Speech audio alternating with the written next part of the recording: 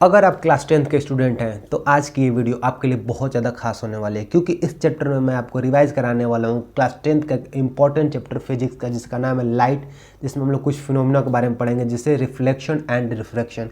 ये वीडियो आपके लिए बहुत ज़्यादा इंपॉर्टेंट होने वाला है, क्योंकि इस चैप्टर से आपको मैक्सिमम क्वेश्चन एग्जाम में देखने को मिलेंगे। ठीक है, तो अगर आपको इस चैप्टर से रिलेटेड किसी प्रकार की कोई प्रॉब्लम होती है तो इस वीडियो में आपकी सारी की सारी प्रॉब्लम खत्म होने वाली है। ये चैप्टर जो आपको बहुत ज़्यादा मुश्किल लगता है, आज के बाद ये चैप्टर आपको बहुत ज़्यादा आसान लगने वाला है। ठीक है, तो चलिए स्टार्ट करते हैं अपने इस चैप्टर को, बढ़ते हैं अपने क्लास में, रिवाइज करते हैं चीज़ों को। ठीक है, वेलकम टू आवर क्लास। चलिए, इस चैप्टर में हम रिवाइज करने वाले हैं बच्चों लाइट, जिसमें रिफ्लेक्शन एंड रिफ्रैक्शन कुछ फिनोमेना के बारे में पढ़ेंगे। कंप्लीट चैप्टर हम आज रिवाइज करने वाले। ठीक है, तो बने रहेगा वीडियो में, पूरा एंड तक देख के जाएगा। ठीक है, सबसे पहले हम लोग ये समझते हैं कि लाइट क्या होती है, आराम से समझते हैं। It is a form of energy which produce और द सेंसेशन ऑफ विजन। मतलब ये एक फॉर्म ऑफ एनर्जी होती है जिससे हम क्या करते हैं, किसी भी चीज़ को देख सकते हैं। ये हमें एक प्रॉपर्टी प्रदान करती है, देती है, जैसे सेंसेशन ऑफ विजन, मतलब कि देखने की क्षमता हमें प्रदान करती है लाइट। तो लाइट एक ऐसा एनर्जी है जिससे हम क्या कर सकते हैं, किसी चीज़ों को देख सकते हैं। अगला बात करते हैं सोर्स क्या होता है। तो सोर्स बच्चों जहाँ से हमें लाइट मिलती है, source is an object from which light is given out. मतलब जहाँ से प्रकाश निकलता है, लाइट निकलता है, वो क्या होता है, सोर्स होता है। Some source of light are natural and many others are man made resources. मतलब कुछ सोर्स जो होते हैं वो ऐसे भी होते हैं जो क्या होते हैं, नेचुरल है, कुछ ऐसे होते हैं जो मैन मेड। अगर नेचुरल की बात करें तो हम देख सकते हैं जैसे हमारा सन है, स्टार है, ये सब क्या है, नेचुरल सोर्स हैं। लेकिन अगर वहीं हम मैन मेड की बात करें तो हमारा लाइट हो जाएगा, बैटरी हो जाएगी, बल्ब हो जाएगा, इससे हम लोग क्या होता है, लाइट मिलता है। ठीक है, चलिए आगे देखते हैं रे क्या होता है, इसको समझते हैं। A ray of light is the straight line path along which light travel. मतलब कि ऐसा पाथ जिसमें लाइट ट्रैवल करती है एक स्ट्रेट लाइन में, उसी को हम लोग क्या कहते हैं, रेज कहते हैं। इसको हम लोग ऐसे शो करते हैं। क्या होता है कि एक स्ट्रेट पाथ जिस पर लाइट क्या करती है, ट्रैवल करती है, वही क्या होता है, रे होता है। अगला समझते हैं मिरर क्या होता है। It is a shiny polish object which reflect most of the rays light falling upon it. Mirror क्या होता है बच्चों कि एक पॉलिश ऑब्जेक्ट होता है जो कि एक तरफ से वो पॉलिश होता है, और उसकी प्रॉपर्टी है कि जब उस पर लाइट फॉल होती है, गिरती है, तो मैक्सिमम लाइट को क्या करता है, रिफ्लेक्ट कर देता है, बाउंस बैक कर देता है। उसी को हम लोग क्या कहते हैं, मिरर कहते हैं। ठीक, a number of rays combined together form a beam of light. जब कभी मेनी रेज, बहुत सारी रेज आपस में मिल जाती हैं तो वो क्या फॉर्म करती है, फॉर्म करती है बीम ऑफ लाइट। इस चीज़ को भी याद रखेंगे। ठीक है, चलिए आगे चलते हैं, कुछ प्रॉपर्टी देख लेते हैं। प्रॉपर्टी ऑफ लाइट के बारे में समझते हैं क्या होता है। Light is the electromagnetic wave so do not require any medium to travel. देखिए इलेक्ट्रोमैग्नेटिक वेव, लाइट क्या होता है, एक इलेक्ट्रोमैग्नेटिक वेव। इलेक्ट्रोमैग्नेटिक वेव क्या होता है बच्चों कि ऐसा वेव जिसे क्या हो कि ट्रैवल करने के लिए किसी मीडियम की जरूरत ना पड़े। तो लाइट क्या होती है, मीडियम, विदाउट मीडियम ही ट्रैवल करती है। लेकिन हमारा साउंड जो है उसको ट्रैवल करने के लिए क्या चाहिए होता है, मीडियम चाहिए होता है। वो इलेक्ट्रोमैग्नेटिक वेव नहीं होता है। लेकिन लाइट हमारा क्या होता है, इलेक्ट्रोमैग्नेटिक वेव है, जिसे मीडियम की जरूरत नहीं है, ये इजिली ट्रैवल कर सकती है। ठीक है, अगला समझते हैं। Light tends to travel in a straight line. Light की प्रॉपर्टी क्या है बच्चों कि लाइट हमेशा कैसे ट्रैवल करती है, एक स्ट्रेट लाइन में ट्रैवल करती है। लाइट ऐसे जिगजैग पाथ में ट्रैवल नहीं करते, वो कैसे ट्रैवल करते हैं, स्ट्रेट लाइन में ट्रैवल करते हैं। इसकी अगली प्रॉपर्टी है। दूसरा समझते हैं, light has dual nature. Light की दो प्रॉपर्टी होती है, ड्यूल नेचर होता है, एक होता है wave and nature as well as particle nature. ये आपको अगले चैप्टर में, इस चैप्टर में हमें पढ़ना है पार्टिकल नेचर के बारे में। जब आप क्लास 11th में जाएंगे तो आप पढ़ेंगे वेव चैप्टर के, वेव नेचर के बारे में। ठीक है, तो आराम से देखते रहे। अगला देखते हैं लाइट कॉस शैडो। लाइट की एक और प्रॉपर्टी होती है कि वो क्या करता है, शैडो बनाता है। आप देख सकते हैं कि जब कभी लाइट एक तरफ से आता है तो हमारा पीछे क्या फॉर्म होता है बच्चों, शैडो फॉर्म होता है। क्यों फॉर्म होता है, क्योंकि वहाँ पे लाइट नहीं पहुँच पाती। जो रेज आती है वो हमारे में टकरा के वापस हो जाती है, तो जहाँ तक रेज नहीं पहुँचेगी वहाँ क्या होगा, शैडो फॉर्म होगा। ये एक इसकी प्रॉपर्टी। अगला समझते हैं, speed of light is maximum in vacuum. Speed of light is maximum in vacuum. मतलब कि स्पीड ऑफ लाइट, जो स्पीड होती है वो सबसे ज़्यादा कितनी कहाँ होती है बच्चों, वैक्यूम में होती है। ठीक है, क्योंकि वहाँ पे कोई डिस्टर्ब करने वाले कोई पार्टिकल्स नहीं होते, इजीली ट्रैवल होते हैं। इसका स्पीड कितना होता है, 3 × 10⁸ मीटर पर सेकेंड।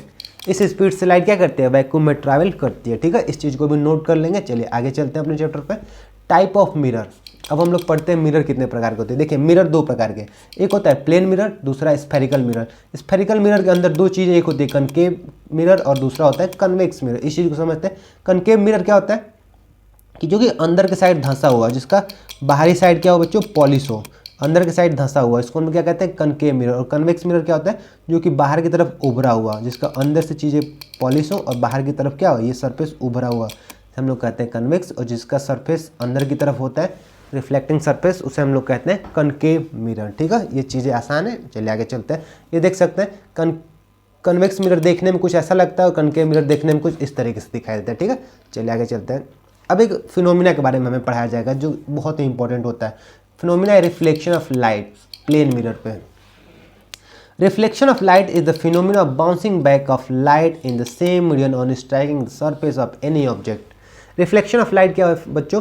तो एक ऐसा फिनोमिना है कि जब कभी लाइट क्या होती है किसी प्लेन सरफेस पे फॉल होती है। देखिए लाइट किसी प्लेन सरफेस पे फॉल होती है तो क्या होती है, टकरा के बाउंसिंग बैक होती है, उसी मीडियम में दूसरे साइड में ट्रैवल कर जाती है। यहाँ पे ध्यान देने वाली चीज़ है, जो रेज आती है उसको हम लोग कहते हैं इंसिडेंट रेज। आफ्टर रिफ्लेक्शन जो रेज आती है उसको हम लोग कहते हैं रिफ्लेक्टेड रेज। इसकी प्रॉपर्टी क्या है? इसकी प्रॉपर्टी है कि दो नॉर्मल के साथ, नॉर्मल कहते हैं बच्चों जो 90 डिग्री इसका सरफेस होगा, जो परपेंडिकुलर होगा उसी को नॉर्मल कहते हैं।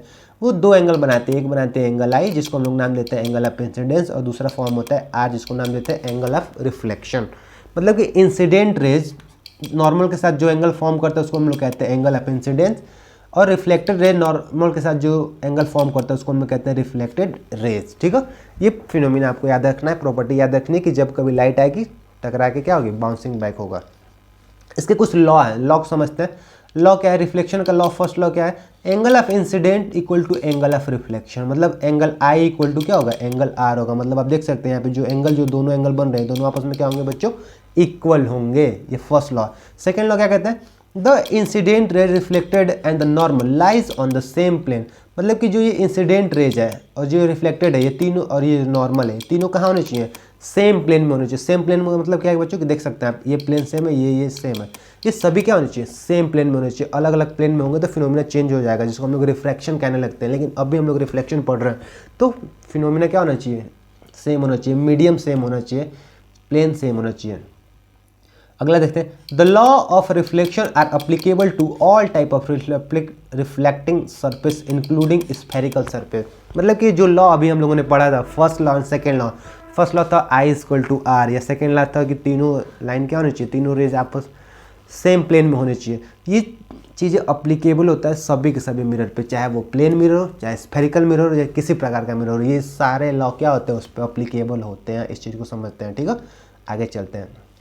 अगला हमारा टॉपिक आता है व्हाट इज इमेज। इमेज क्या होता है? देखिए आप लोग जरूर देखे होंगे जब कभी आप रूम में मिरर के सामने खड़े होते हैं तो आप ये देखते हैं कि आपका इमेज दिखाई देता है। इमेज कैसे फॉर्म होता है बच्चों, उसको समझते हैं। An image may be defined as that point where the light rays coming from an object meet are appear to meet after reflection और रिफ्लेक्शन। मतलब कि जब कभी दो लाइट रेज अगर मान लीजिए आ रहे हैं और किसी वजह से अगर ये कहीं पे जाके मिल गए तो वहीं पे क्या फॉर्म होगा, इमेज फॉर्म होगा। वहीं पे क्या फॉर्म होगा, इमेज फॉर्म होगा। इमेज कैसे फॉर्म होता है, जब कभी रिफ्लेक्टेड रेज और क्या होते हैं एक दूसरे को मिल जाती है तो वहीं पे क्या फॉर्म होता है, इमेज फॉर्म होता है, या फिर मिलता हुआ प्रतीत होती है। मतलब कि हम लोग कह सकते हैं वर्चुअल इमेज जहाँ फॉर्म होता है। ठीक है, इस चीज़ को समझेंगे। ठीक है, आगे समझते हैं। देखिए अब इमेज दो प्रकार के, एक होता है रियल इमेज और एक होता है वर्चुअल इमेज। समझेंगे रियल इमेज और वर्चुअल इमेज। रियल इमेज क्या होता है बच्चों, formed when light rays actually meet. जब कभी लाइट रेज क्या होगी, एक्चुअली मीट करेंगे एक दूसरे के, तो जो इमेज फॉर्म होगा वो क्या होगा,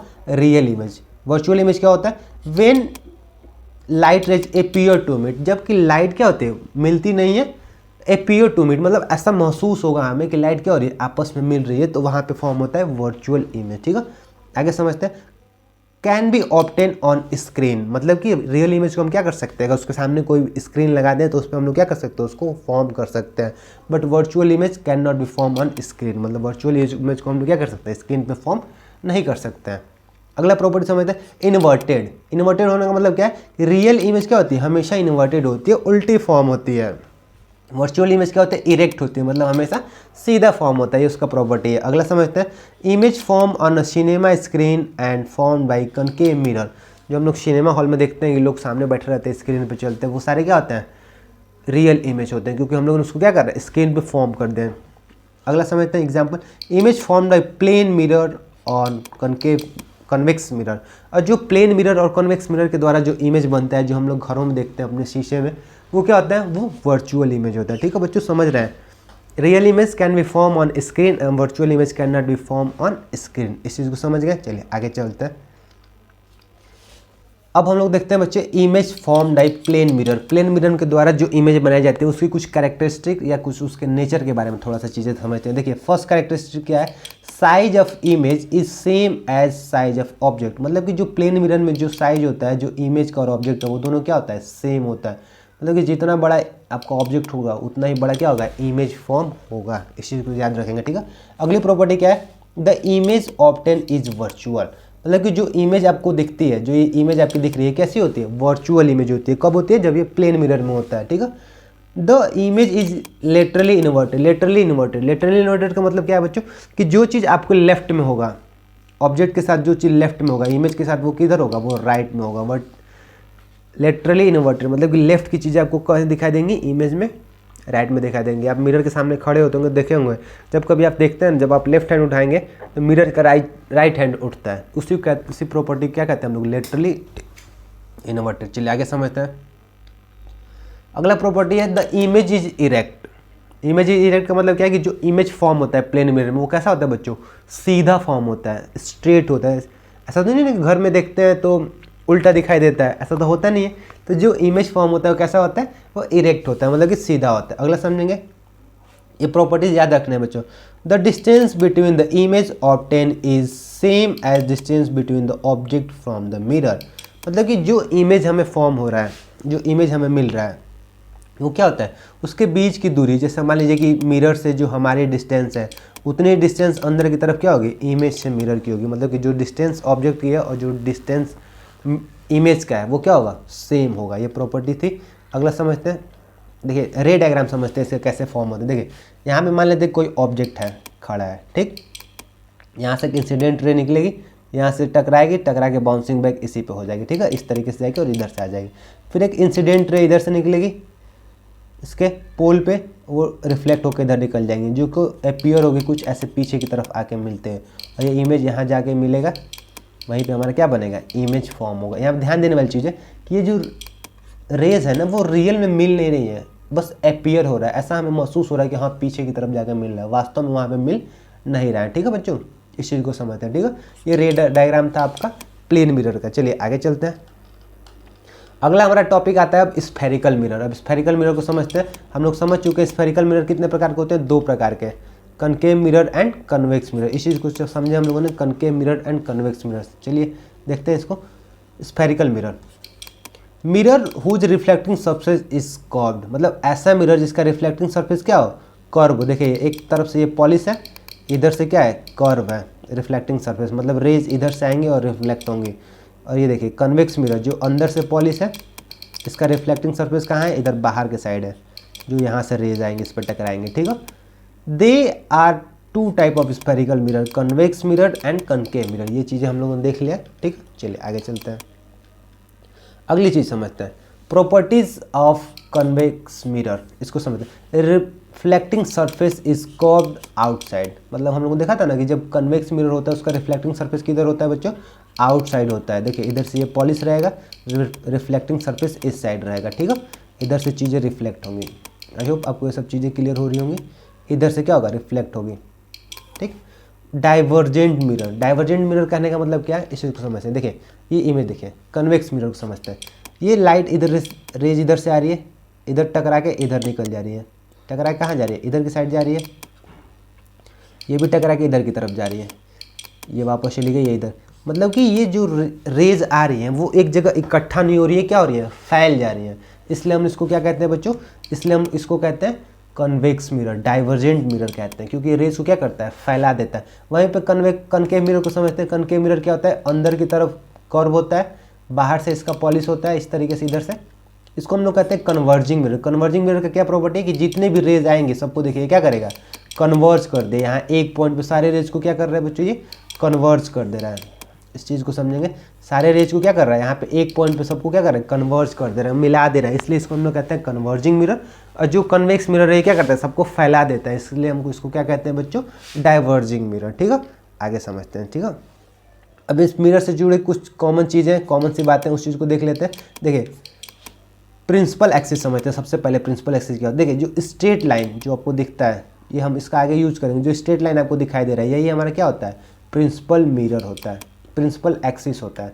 ठीक है। जो स्ट्रेट लाइन आपको ये दिखाई दे रहा है यही हमारा क्या होता है बच्चों, प्रिंसिपल एक्सिस होता है। ठीक, अगला समझते हैं पोल। मिरर का जो सेंटर पार्ट होगा, जो मिरर का जो सेंटर पार्ट होगा उसको हम लोग क्या कहते हैं, पोल, जिसको पी से दिखाते हैं। फिर बात आती है अपर्चर। अपर्चर क्या होता है, जो रिफ्लेक्टिंग सरफेस, देखेंगे ध्यान से देखेंगे यहाँ पे, इसको हटाते हैं। जो रिफ्लेक्टिंग सरफेस, जो आपको ये रिफ्लेक्टिंग सरफेस दिख रहा है इसको हम लोग क्या कहते हैं बच्चों, अपर्चर कहते हैं। ठीक है, अगला आता है centre of curvature. Centre of curvature क्या मतलब है कि जो मिरर का जो सेंटर होगा, जैसे देखिए ये मिरर जो है ना, ये किसी न किसी एक गोल से मिरर का पार्ट है। गोल देखिए बनता कैसे है कि ये देखिए ये कोई गोल सा स्फेरिकल मिरर है, ठीक है, गोल। इसको हम लोग बीच से ऐसे काट देते हैं। ठीक, एक को इधर से पॉलिश कर दिए तो ये हमारा हो गया कनकेव मिरर, एक को इधर से पॉलिश कर दिए तो ये हमारा क्या हो गया, कन्वेक्स मिरर। तो इसका जो सेंटर होगा उसी को हम लोग क्या कहते हैं बच्चों, देखिए यहाँ पे ध्यान देंगे, इसका जो ये सेंटर है इसी को हम लोग कहते हैं, क्या कहते हैं, central of curvature. Centre of curvature नाम देते हैं। तो इसका भी कुछ गोल सा पार्ट होगा, पूरा कंप्लीट अगर स्फेयर बनाते हैं उसी को हम लोग क्या कहते हैं, उसी को हम लोग कहते हैं सेंटर ऑफ कर्वेचर। इस चीज़ को समझेंगे, ये जो सी है इसको कहते हैं सेंटर ऑफ कर्वेचर। अब बात आती है रेडियस ऑफ कर्वेचर की। तो सेंटर से जो मिरर की दूरी होगी उसको हम क्या कहेंगे, रेडियस ऑफ कर्वेचर।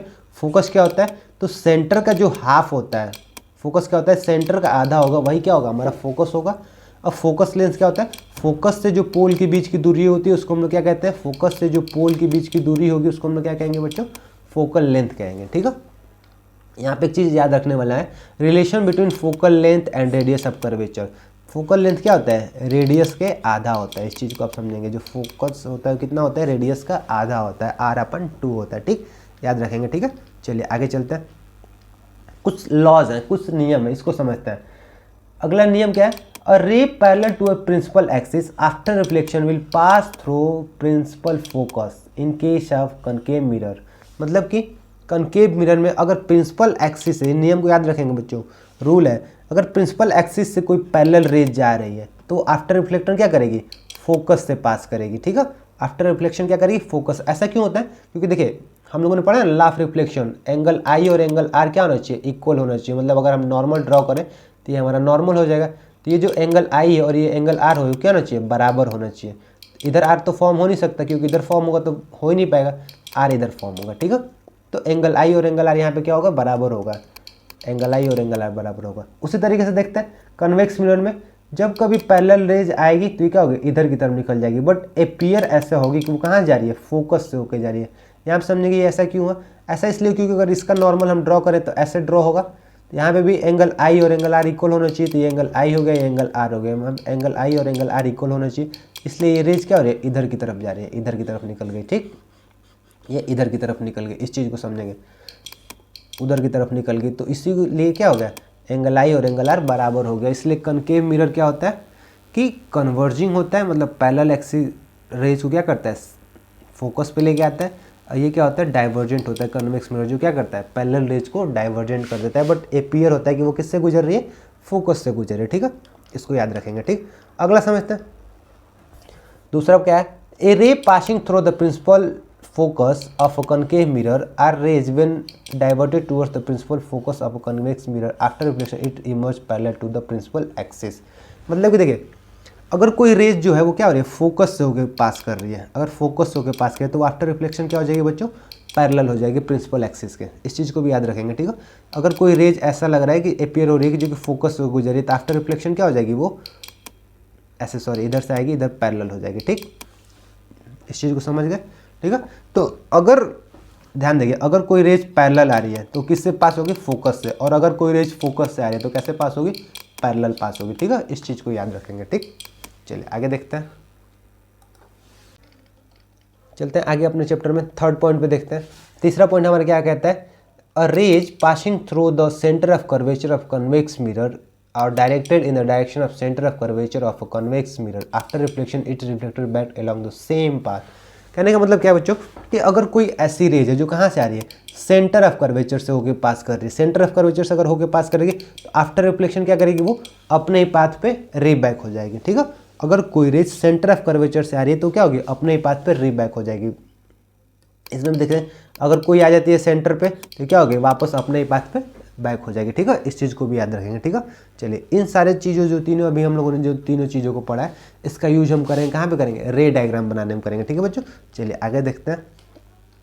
चौथा प्रॉपर्टी क्या है कि a ray incident obviously to the principal axis towards a point pole on the concave और convex mirror is reflected obviously obliquely. कहने का मतलब है अगर कोई ऐसी रेज है जो क्या हो पोल पे आके गिरे, अगर कोई रेज पोल पे गिरे तो क्या होगी वहीं से रिफ्लेक्ट हो जाएगी, मतलब एंगल आई और एंगल आर क्या करेगी फॉर्म करेगी, जहाँ पे एंगल इंसिडेंट क्या हो जाएगा रिफ्लेक्टेड ए के बराबर हो जाएगा, ठीक है, आई बराबर आर हो जाएगा, इस तरीके से ये फॉर्म करेगी। अगर कन्वेक्स मिरर है उसमें भी अगर कोई रेज ऐसे फॉल कर रही है पोल पे तो क्या होगी वहाँ से बैक हो जाएगी, ठीक है, इस चीज़ को भी याद रखेंगे, ठीक, ईजी है। अब चीज़ों को समझते हैं कि इमेज किस तरीके से फॉर्म होगा। Image formation by concave mirror, इस चीज़ को समझते हैं। देखिए when the object is eight infinite, अगर ऑब्जेक्ट इनफाइनाइट पे है तो image position is at focus, तो इमेज कहाँ पे बनेगा बच्चों फोकस पे बनेगा। नेचर क्या होगा इमेज का रियल एंड इन्वर्टेड, कैसा फॉर्म होगा रियल एंड इन्वर्टेड, इस चीज़ को याद रखेंगे। रे डायग्राम आपके बुक में दिया होगा तो वहाँ से देख लेंगे, ठीक है, आपको पढ़ाया भी आपको जानकारी, बस इस चीज़ को याद रखना है, ठीक है। रिवीजन क्लास लाए इसलिए हम लोग जल्दी जल्दी कवर कर रहे हैं, नहीं तो वीडियो क्या हो जाएगा लंबा हो जाएगा, ठीक है। इंसिडेंट रे जब कभी इंसिडेंट पे ऑब्जेक्ट रहेगा सॉरी इन्फिनिटिव रहेगा तो इमेज कहाँ फॉर्म होगा फोकस पे। नेचर क्या होगा रियल एंड इन्वर्टेड और हाईली डिमिनाइज, मतलब कि बहुत बड़ा फॉर्म होगा, हाईली डिमिनाइज सॉरी बहुत छोटा फॉर्म होगा स्मॉल, ठीक है, स्मॉल फॉर्म होगा बहुत छोटा फॉर्म होगा, ठीक है।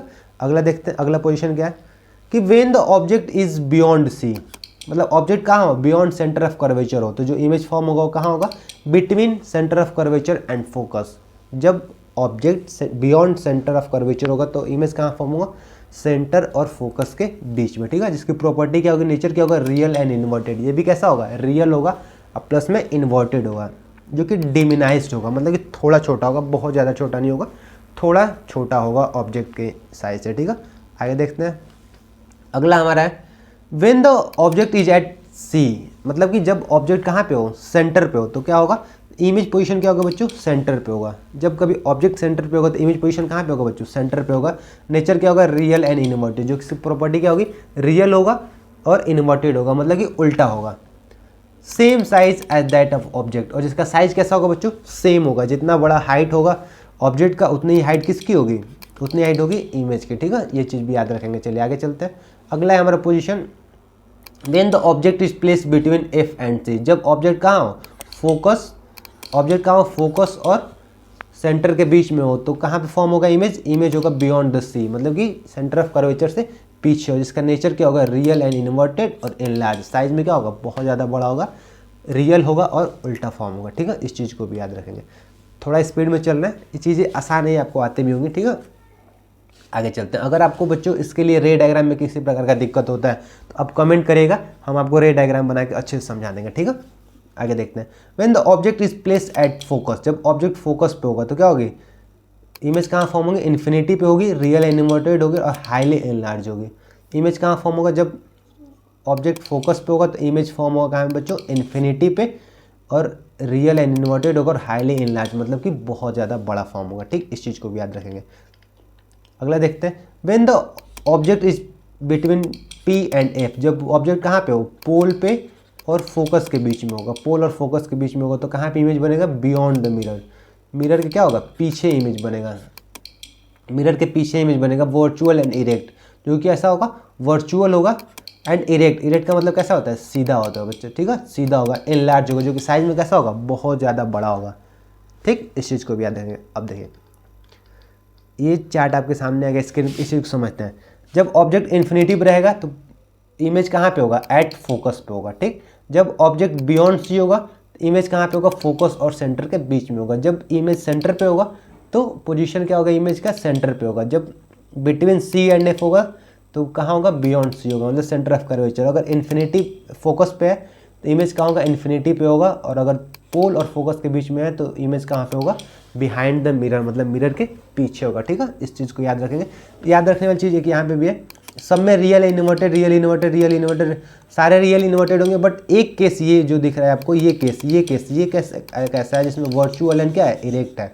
ये कब फॉर्म हो रहा है जब P एंड F के बीच में हो रहा है, जब पोल और फोकस के बीच में हो रहा है तो इमेज कैसा फॉर्म हो रहा है बच्चों वर्चुअल एंड इरेक्ट, इस चीज़ को याद रखेंगे, ये एक्सेप्शन में है, ठीक है, सबसे अलग है। अगला देखते हैं image form by concave mirror, concave mirror के देखते हैं। When the object is at infinity, अगर ऑब्जेक्ट इन्फिनिटिव रहती है तो इमेज कहाँ फॉर्म होगा at the focus beyond the mirror. Focus पे फॉर्म होगा, मिरर के पीछे फॉर्म होगा, ठीक है। वर्चुअल एंड इरेक्ट, जो कैसा होगा, वर्चुअल इमेज होगा और इरेक्ट होगा, मतलब कि सीधा होगा। हाईली डिमिनाइज, जो कि साइज में कैसा होगा, बहुत ज़्यादा छोटा होगा, हाईली डिमिनाइज होगा, ठीक है। इस चीज़ को भी याद रखेंगे। फिर आगे चलते हैं। When the object is placed between infinity and pole, जब ऑब्जेक्ट कहाँ पे हो, इन्फिनिटी पे हो और पोल पे होगा, तब क्या होगा, image between P and F behind the mirror. Image कहाँ फॉर्म होगा, पोल और फोकस के बीच में। जब कभी ऑब्जेक्ट कहाँ होगा बच्चों, इन्फानाइट और पोल के बीच में होगा, तो इमेज कहाँ फॉर्म होगा, P एंड F के बीच में, मतलब पोल एंड फोकस के बीच में। नेचर कैसा होगा, वर्चुअल इरेक्ट होगा और हाईली डिमिनाइज होगा, मतलब कि बहुत ज़्यादा छोटा होगा, ठीक है। इस चीज़ को भी याद रखेंगे, ठीक। तो ये सारे जो पोजीशन हम लोगों ने पढ़ा, वो सब किसके बारे में पढ़ा, इमेज फॉर्मेशन। यहाँ आप देख लेते हैं, एट इन्फिनिटी होगा तो एट फोकस होगा, बियॉन्ड द मिरर। अगर इन्फिनिटी और पोल के बीच में होगा तो कहाँ होगा, पोल और फोकस के बीच में होगा, ठीक है, बियॉन्ड द मिरर होगा। ये भी, इस चीज़ को भी याद रखेंगे, ठीक है बच्चों। चलिए आगे चलते हैं। अब देखिए, अभी तक जो भी चीज़ें पढ़ा हम लोगों ने, सारा का सारा इमेज फॉर्मेशन के बारे में पढ़ा। आगे अब समझते हैं हम लोग यूज ऑफ कनकेव मिरर। ये कनकेव मिरर का यूज़ कहाँ होता है, ठीक है, इस यूज समझते हैं। चलिए देखते हैं। फर्स्ट पॉइंट है use in torch, search light and vehicle. कहाँ पे यूज होता है, टॉर्च में। जब कभी आप टॉर्च देखेंगे, टॉर्च के सामने क्या होता है, मिरर लगा होता है, उसमें यूज होता है, ठीक। टॉर्च के सामने, टॉर्च के बल्ब जो होता है उसके पीछे लगा होता है, ठीक है। सर्च लाइट, सर्च लाइट का मतलब कि जहाँ पे आप देखेंगे स्ट्रेट लाइट होती है, वहाँ पे लगा होता है। Vehicle headlight to get powerful parallel beam of light. और व्हीकल्स के जो आप देखेंगे गाड़ियों में ऐसा लाइट होता है, यहाँ पे बल्ब होता है, यहाँ पे जो मिरर लगा होता है ये कैसा होता है, कनकेव मिरर। इसके क्यों होता है, क्योंकि लाइट यहाँ से रिफ्लेक्ट होंगी और कैसे होंगे, पैरेलल जो होंगी, तो हमें सामने क्या होगा बच्चों, बहुत अच्छे से दिखाई देगा, इसलिए हम लोग इसका यूज करते हैं, ठीक, कनकेव मिरर। अगला कहाँ यूज करते हैं, concave mirror are used by dentist to show large image of teeth by patient. Concave mirror के द्वारा, डेंटिस्ट के द्वारा भी किया जा रहा है इसका यूज, क्योंकि उस समय क्या करते हैं, इमेज को बहुत बड़ा फॉर्म करके देखते हैं, क्योंकि दांत छोटा छोटा होता है, उसको बड़ा बड़ा देखेंगे तो उसका इलाज अच्छे से होगा, इसलिए किसका यूज करते हैं हम लोग, कनकेव मिरर का यूज करते हैं, ठीक है। अगला देखते हैं, concave mirror is used as shaving mirror to see a large image of the face. जहाँ सेविंग होता है सैलून में, वहाँ पे भी कनकेव मिरर का यूज होता है। क्यों, क्योंकि हमें जो होता है ना, फेस को कैसा देखना होता है, बड़ा देखना होता है। अगर हम फेस बड़ा देखेंगे तभी तो अच्छे से सेविंग कर पाएंगे, इसलिए वहाँ पे किसका यूज होता है, कनकेव मिरर का यूज होता है, ठीक है। इस चीज़ को याद रखेंगे। अगला क्या होता है, large concave mirror are use to concentrate sunlight to produce heat in solar furnace. जो सोलर फर्नेस होता है, जो सोलर बनता है, वहाँ पे भी क्या करते हैं, बहुत बड़ा कनकेव मिरर का यूज किया जाता है, क्योंकि जब लाइट उस पर आती है तो क्या होता है, उसको कन्वर्ज कर देता है एक जगह। जब कन्वर्ज करेगा तो उससे क्या हम लोग हीट प्रोड्यूस कर सकते हैं, इसलिए हम लोग कौन सा मिरर यूज करते हैं, कनकेव मिरर, क्योंकि उसका क्या प्रॉपर्टी है, कन्वर्जन का, ठीक है। चलिए आगे समझते हैं, यूज ऑफ कन्वेक्स मिरर को देखेंगे। अगला समझते हैं बच्चों यूज ऑफ कन्वेक्स मिरर, ठीक है। कन्वेक्स मिरर को यूज को देखते हैं, ये यूज ऑफ कन्वेक्स मिरर, ठीक, इस चीज़ को समझते हैं। देखिए कहाँ यूज करते हैं, convex mirror are used as rear view mirror in vehicles because they always give an erect through diminish large image. देखिए कन्वेक्स मिरर का यूज हम लोग करते हैं गाड़ियों में, जो रियर व्यू होता है, जहाँ पे जो बगल में शीशा लगा होता है, रियर मिरर होता है, उसमें यूज करते हैं। क्यों, क्योंकि इसकी एक प्रॉपर्टी है कि बहुत ज़्यादा सरफेस एरिया को क्या करता है, कवर करता है, और छोटे से शेप में हमें दिखाता है। तो हम लोग पीछे की तरफ चाहें तो बड़ा सा बड़ा एरिया क्या कर सकते हैं, अपने छोटे से मिरर में देख सकते हैं, इसलिए हम लोग इसका यूज़ कहाँ करते हैं, व्हीकल्स में करते हैं, रियर मिरर की तरफ, पीछे वाले चीज़ को देखने के लिए। They have a wider field of view as they are caught towards. क्यों यूज करते हैं, क्योंकि इसका व्यू क्या होता है, बहुत बड़ा होता है, बहुत ज़्यादा एरिया क्या करता है, छोटे से में फॉर्म कर देता है, इसलिए हम लोग इसका यूज करते हैं। अगला समझते हैं, concave mirror are use to blind turn and on point of merging traffic to facilitate vision of both side traffic. इसका हम लोग यूज चौराहे पे भी करते हैं, आप लोग देखेंगे चौराहे पे इसका यूज होता है कन्वेक्स मिरर का, जो क्या करता है, इसका वही मतलब है कि ये क्या करेगा बच्चों, कि बहुत ज़्यादा एरिया क्या करेगा, कवर करता है, बहुत ज़्यादा एरिया क्या करता है, छोटे से रूप में दिखा देता है, छोटे से फॉर्म कर देता है, इसलिए हम इसका यूज करते हैं बड़े बड़े एरिया को कवर करने के लिए, ठीक है। इसको भी याद रखेंगे। अगला देखते हैं कहाँ use in shop are security mirror. इसको दुकानों में भी यूज किया जाता है, बड़ी बड़ी चीज़ों को छोटी छोटी में दिखाने के लिए, और सिक्योरिटी मिरर की तरह भी यूज करते हैं, ठीक है। इस चीज़ को भी याद रखेंगे। देखेंगे यहाँ पे ध्यान रखेंगे, देखिए कनकेव मिरर क्या होता है, कनकेव मिरर देखिए छोटी चीज़ को क्या कर रहा है, बड़ा चीज़ दिखा रहा है, इसलिए कनकेव मिरर। कन्वेक्स मिरर क्या करते हैं, रियर व्यू, देखिए इतने ज़्यादा गाड़ियों को एक छोटा सा मिरर कवर कर रहा है, इसलिए हम इसका यूज कहाँ करते हैं, गाड़ियों में रियर मिरर की तरह यूज करते हैं। बड़े से बड़े एरिया क्या करता है, छोटे से में दिखा देता है। टर्निंग पॉइंट भी यूज करते हैं, क्योंकि देखिए यहाँ पे भी क्या कर रहा है, बहुत सारे एरिया क्या कर रहा है, कवर कर रहा है, ठीक है। तो इसलिए यहाँ पे कॉन्वेक्स मिरर का यूज किया जाता है। ठीक है, आगे समझते हैं, साइन कन्वेंशन समझते हैं। मिरर का साइन कन्वेंशन क्या होता है? New criteria sign convention, while dealing with the reflection of light by spherical mirror we shall follow a set of sign conventions called the new criteria sign convention। जब कभी हम लोग mirror के साथ deal कर रहे होते हैं, उसको पढ़ाई कर रहे होते हैं, तो हमें एक साइन कन्वेंशन याद रखना होता है। साइन कन्वेंशन का मतलब होता है कि किधर के साइड प्लस लेना है डिस्टेंस, किधर की तरफ माइनस लेना है, इस चीज़ को समझना है। ठीक है, देखते हैं। The convention are as follow, the object is always place to the left of the mirror. चीज़ को समझेंगे, जब कभी हम लोग साइन कन्वेंशन पढ़ते हैं तो ऑब्जेक्ट को हमेशा कहाँ रखते हैं बच्चों? लेफ्ट साइड में रखते हैं। ठीक है, मिरर में। This implies that the light from the object fall on the mirror from the left hand side. इसलिए क्या होता है, अगर ऑब्जेक्ट हमारा कहाँ पे होगा? लेफ्ट साइड में होगा, तो जो भी लाइट हमारा होगा किधर से होगा? लेफ्ट से जाके मिरर पे फॉल होगा। ठीक, इस चीज़ को याद रखेंगे। All distance parallel to the principal axis are measured from the pole of the mirror. जो भी डिस्टेंस हमें काउंट करना होता है वो सारे डिस्टेंस हम लोग कहाँ से काउंट करते हैं बच्चों? पोल से काउंट करते हैं। इस चीज़ को भी याद रखेंगे। जब देखिए पोल क्या होता है? मिरर का जो सेंटर पार्ट होता है, इस पे ये मिरर का जो पोल है, यहाँ से हम लोग सारे डिस्टेंस को काउंट करते हैं। ठीक है, यहाँ से काउंट करते हैं इस तरफ। इस चीज़ को भी याद रखेंगे। ठीक है, अगला समझते हैं। All the distance measured to the right of the origin are taken as positive while those measured at the left of the origin are taken as negative. मतलब कि जो कोई भी मिरर हम लोग एक्स एक्सिस पे लेते हैं, इस राइट साइड वाले को हम लोग प्लस में मेजर करते हैं और लेफ्ट साइड वाले को किस में मेजर करते हैं? माइनस में मेजर करते हैं, नेगेटिव में। Distance measured perpendicular to the above the principal axis are taken as positive. और जो प्रिंसिपल एक्सिस जो परपेंडिकुलर, इसको हम लोग कहते हैं प्लस में, और डाउनवर्ड वर्ड कैसे देखते हैं? डाउनवर्ड को माइनस में। ठीक है, अगर ये आपको चीज़ें समझ में नहीं आ रही है, यहाँ पे लिखा गया अपन को कुछ समझ नहीं आ ले रहा है, तो चलिए इसको देखते हैं, इमेज समझते। देखिए ये हमारा स्क्रीन पर देखेंगे, ये हमारा मिरर हो गया। ठीक है, ये हमारा मिरर है। जो भी डिस्टेंस हम लोग इसके पीछे नापेंगे वो कैसे नापेंगे? प्लस में। जो भी डिस्टेंस हम लोग इधर की तरफ मेजर करेंगे वो कैसे मेजर करेंगे? माइनस में। इस चीज़ को याद रखेंगे। ठीक है, अपवर्ड डिस्टेंस को हम लोग कैसे मेजर करते हैं? प्लस में। और डाउनवर्ड को कैसे मेजर करते हैं? माइनस में। ठीक, इस चीज़ को याद रखेंगे। और एक कंडीशन ये है कि ऑब्जेक्ट हमेशा कहाँ होना चाहिए? ऑब्जेक्ट हमेशा लेफ्ट हैंड साइड में होना चाहिए। तो जब ऑब्जेक्ट लेफ्ट हैंड साइड में होगा तो जो भी रेज हो गए वो किधर से चलेंगे? लेफ्ट साइड से चलेंगे। ठीक है, इस चीज़ को भी याद रखेंगे। ठीक, साइन कन्वेंशन इशू कहते हैं। ठीक, ईजी है। जब कभी हम न्यूमेरिकल्स लगाएंगे तो वहाँ पे इसका यूज करते हैं। ठीक, आगे समझते हैं मिरर फार्मूला। एक फार्मूला भी हमें याद करना है, मिरर फार्मूला। मिरर फार्मूला क्या होता है? 1/b equal to 1/b equal to 1/u equal to 1/b नहीं, यहाँ पे 1/f होगा। 1/b equal plus 1/u equal to 1/f। मतलब कि यहाँ पे v क्या है? इमेज डिस्टेंस, u क्या है? ऑब्जेक्ट डिस्टेंस, और f क्या है? Focal length. याद रखेंगे 1/f equal to 1/v plus 1/u। ये हमारा क्या आता है बच्चों? ये हमारा होता है मिरर फार्मूला। इसका यूज हम लोग करते हैं। ठीक है, चलिए आगे चलते हैं, इस चीज़ को याद रखेंगे। मैग्नीफिकेशन समझ लेते हैं। मैग्नीफिकेशन क्या होता है? बहुत ज़्यादा इंपॉर्टेंट हो जाता है, इससे एग्जाम में अक्सर क्वेश्चन देखने को मिलता है। मैग्नीफिकेशन समझेंगे। Magnification is defined as ratio of height of image to the height of object. मतलब कि जितना बड़ा इमेज हमारा मिरर में फॉर्म हो रहा है उसका रेशियो हाइट ऑफ ऑब्जेक्ट से जो निकालते हैं उसी को हम लोग क्या कहते हैं? मैग्नीफिकेशन कहते हैं। मतलब कि m इक्वल टू हमारा हो जाएगा h'/h, जो होता है height of image upon height of object. देखिए मैग्नीफिकेशन निकालने का मतलब क्या होता है? मैग्नीफिकेशन हम लोग इसलिए निकालते हैं कि हमें ये पता चले कि रेशियो कितना बड़ा फॉर्म हो रहा है या कितना छोटा फॉर्म हो रहा है। उस रेशियो को जानने के लिए, उसको आइडेंटिफाई करने के लिए हम लोग क्या करते हैं बच्चों? मैग्नीफिकेशन निकालते हैं। ठीक है, याद रखेंगे मैग्नीफिकेशन होता है क्या? रेशियो होता है height of image to the height of object. ठीक है, याद रखेंगे। एक चीज़ यहाँ पे और होती है कि जब m इक्वल टू हम लोग देखते हैं h'/h है, तो यहाँ पे एक और होता है फार्मूला -v/u। ठीक है, इमेज डिस्टेंस अपन में ऑब्जेक्ट डिस्टेंस। इस फार्मूले को भी याद रखेंगे, ये भी एग्जाम में कभी कभी पूछ लेता है। इस पे क्वेश्चन आपको देखने को मिलेंगे। ठीक है, चलते हैं अपने अगले टॉपिक पे।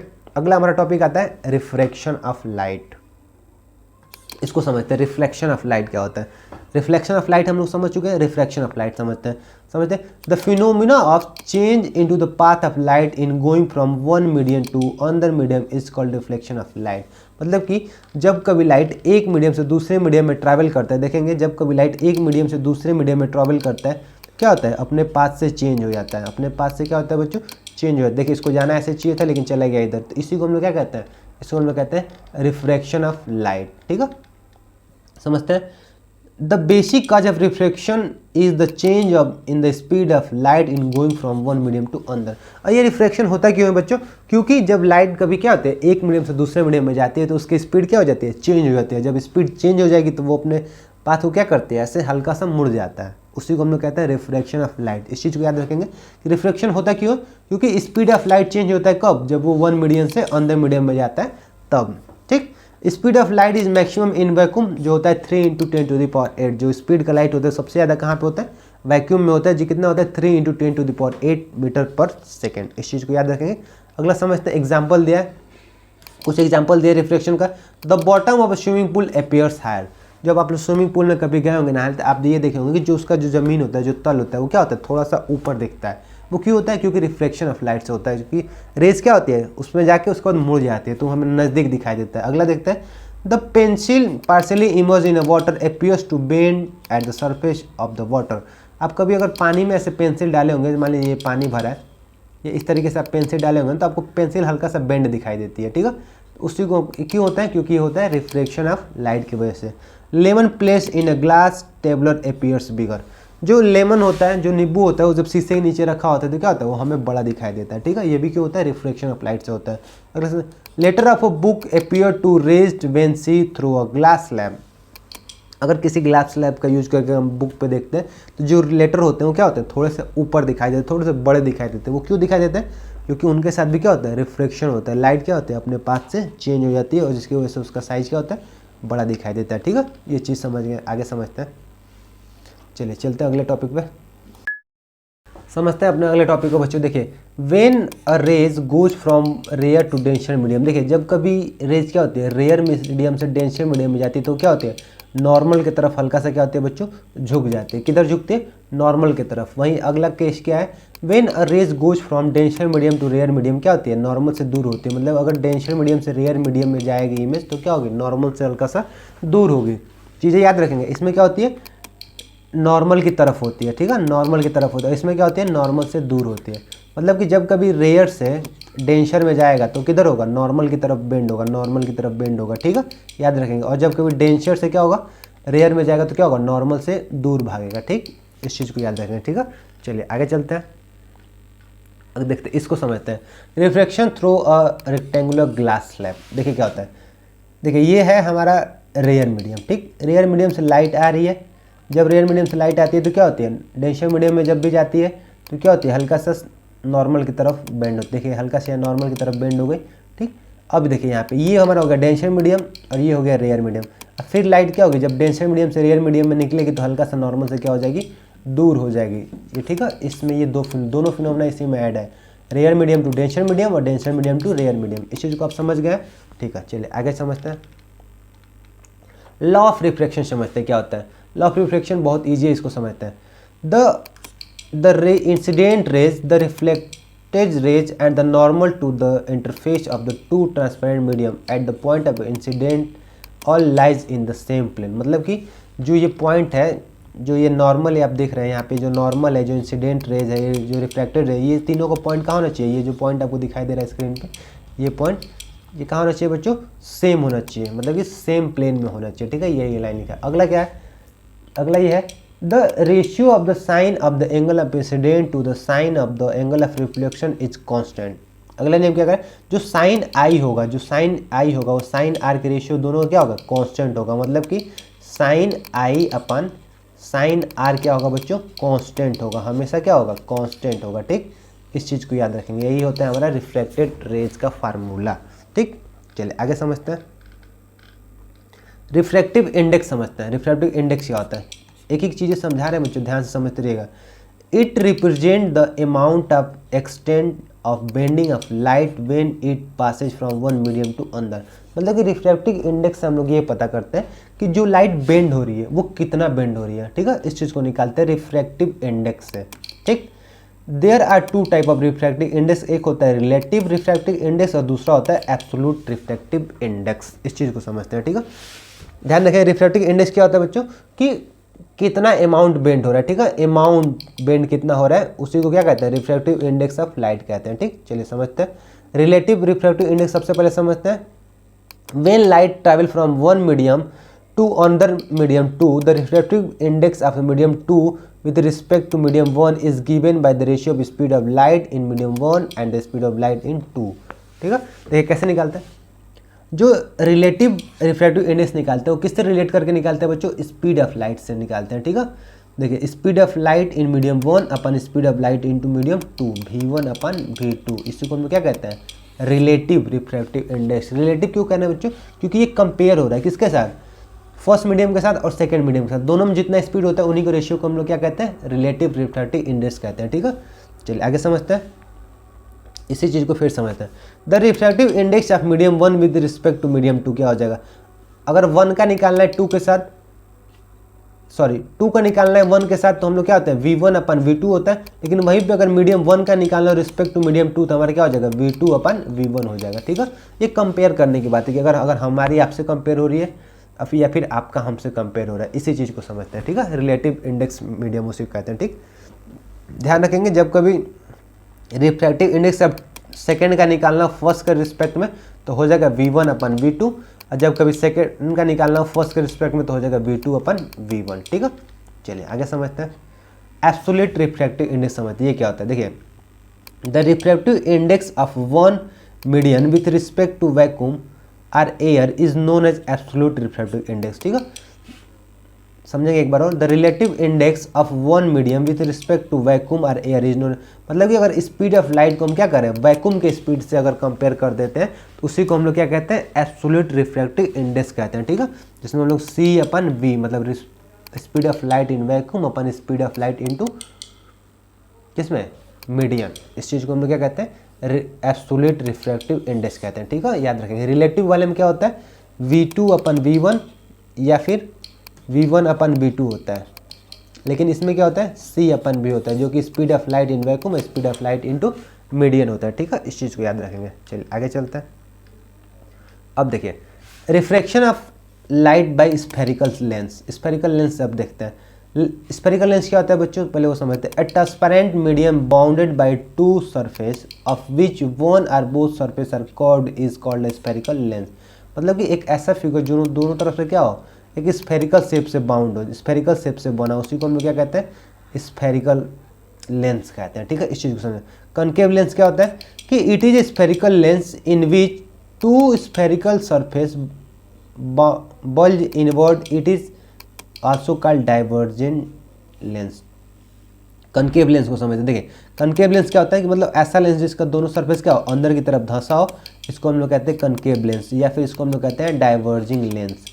ठीक है, याद रखें डाइवर्जिंग लेंस। क्योंकि डाइवर्जन क्यों करता है आगे समझें, क्योंकि जो रेज आते हैं उसको क्या करता है? डाइवर्ज कर देता है, फैला देता है। कन्वेक्स लेंस समझते हैं। It is a spherical lens in which two spherical surface bulge outward, it is also called converging lens. और अगर कोई लेंस ऐसा है जो क्या आउटसाइड से ऐसे बना, उसको हम लोग कहेंगे convex lens.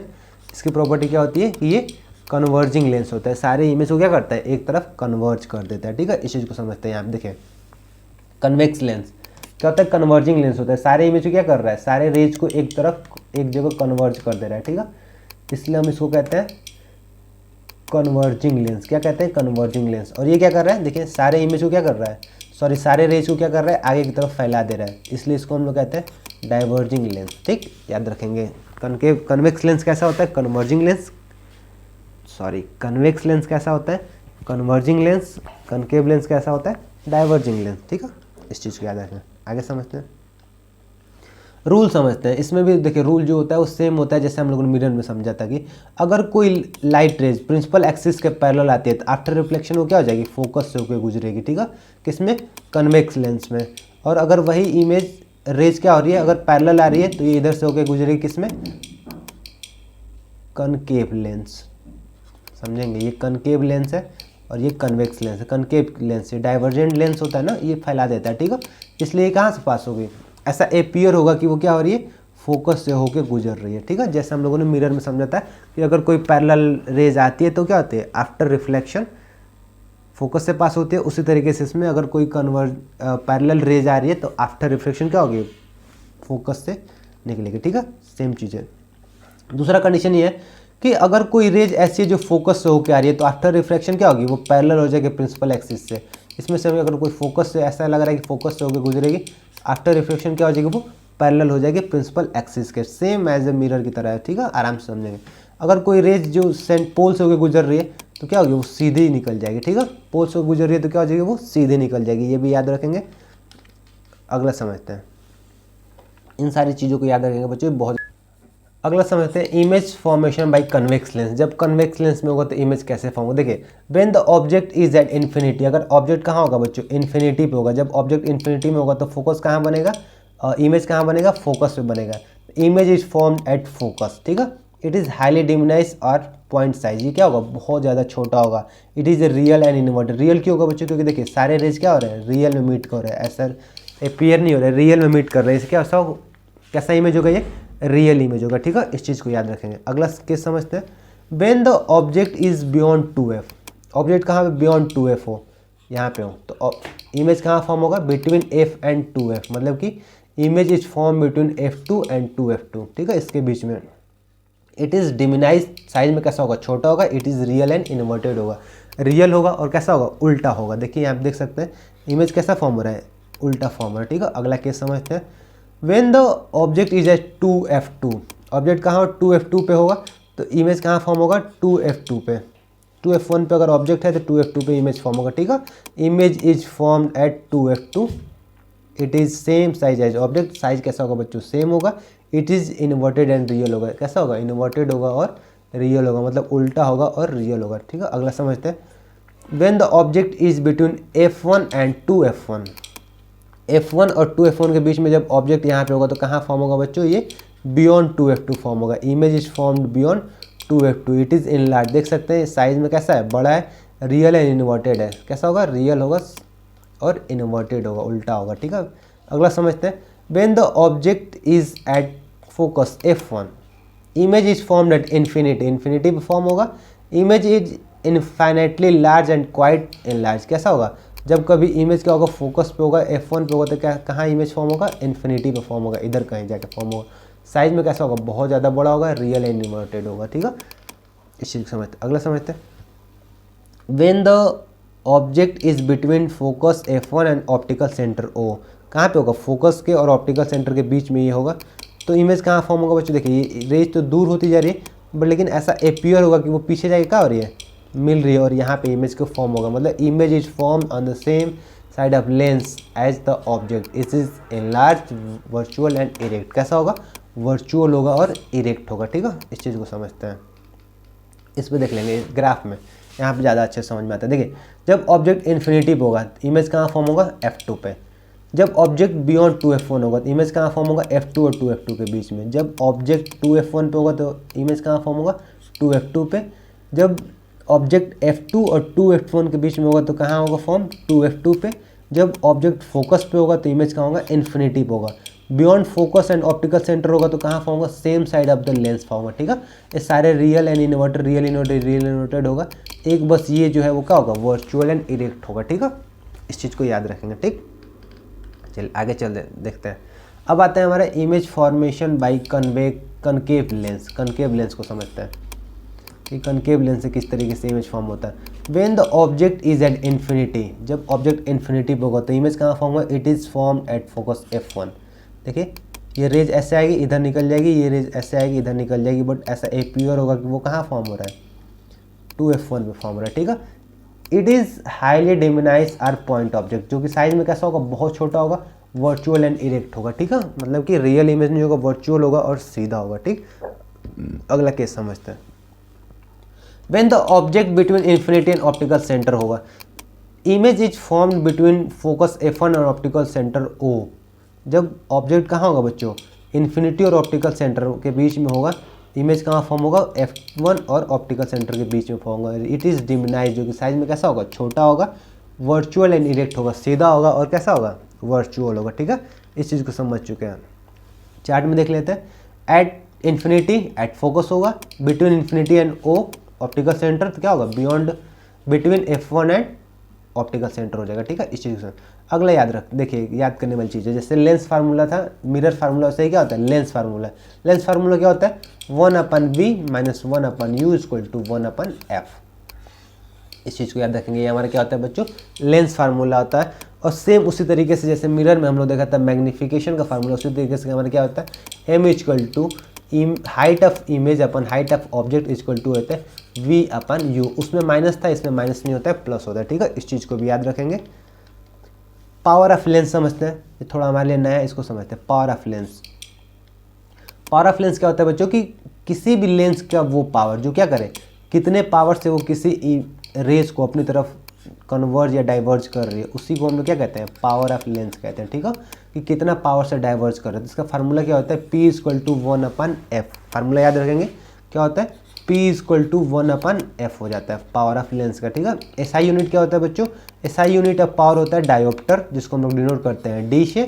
Power of convex lens is positive, convex lens को याद रखेंगे, कन्वेक्स लेंस का पावर कैसा होगा, पॉजिटिव। कनकेव लेंस का पावर कैसा होगा बच्चों, निगेटिव होगा। ठीक है, इस चीज़ को याद रखेंगे, इंपॉर्टेंट है ये इंपॉर्टेंट है। ठीक है, इसको याद रखेंगे कि पावर ऑफ कन्वेक्स लेंस कैसा होगा, positive. Power of concave lens कैसा होगा, निगेटिव होगा। ये इंपॉर्टेंट, इसको याद रखेंगे। ठीक है, तो इस तरीके से हमने अपने पूरे चैप्टर को क्या कर लिया है, कवर कर लिया है। तो अगर आपको इस चैप्टर से रिलेटेड किसी भी प्रकार की कोई दिक्कत होती है, अगर आपको कहीं पे भी कोई चीज़ समझ में नहीं आता है, तो कमेंट में ज़रूर बताएं, हम आपके उस प्रॉब्लम को क्लियर करेंगे। ठीक है, तो अगर आपको ये वीडियो पसंद आई हो तो लाइक करें, अपने दोस्तों के साथ शेयर करें, क्योंकि वो भी पढ़ाई करते हैं। और अगर वीडियो पसंद आई है तो चैनल को सब्सक्राइब करें। मिलते हैं अपने अगली वीडियो में, जो कि बहुत ज़्यादा इंपॉर्टेंट होगी अगली वीडियो भी, तो उसको भी जानने के लिए बेल आइकन को दबा दें और चैनल को सब्सक्राइब कर लें। ठीक है, चलिए, जय हिंद।